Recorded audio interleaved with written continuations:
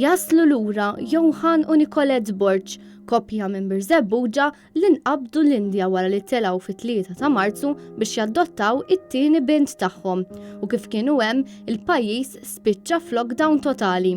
Fil-fatt minn meta beda l-lockdown fl-Indja fl-24 ta' Marzu, il-familja Borch kellha tibqa' f'lukanda f'Delhi minħabba li kellhom problema biex jinħareġ il-passaport tat-tifla żgħira li kienu għadhom kemm adottaw Francesca. F'kumment esklusiv lil Net News, Nicolette u Johan jirrakkontaw fi ftit kliem l-esperjenza li għaddew minnha. Minħabba l-lockdown għalqu l-uffiċċji kollha, allura il-passaport tagħha ma ħareġ. U ovvjament minn il-passaport ma stajniex niġu. Allura bqajna sakemm fl-aħħar il-High Commissioner li ngħidulu thank you now Stephen Borch bis-saħħa tiegħu innexxilna jinħorġilna dokumenti biex nistgħu l-inqas nittraviljaw.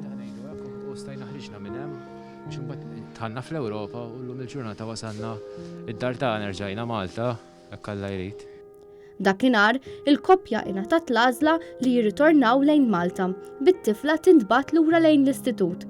Iżda b'determinazzjoni Johan u Nicolette għażlu li jibqgħu hemm u ma jiġux lura f'pajjiżna mingħajr iċkejkna Francesca. Mal-wasla tagħhom fl-Ajruport Internazzjonali ta' Malta, it-tnejn tard wara nofsinhar kienet evidenti l-ħarsa ta' sodisfazzjon u kuntentizza fuq wiċċ l-erba' membri tal-familja.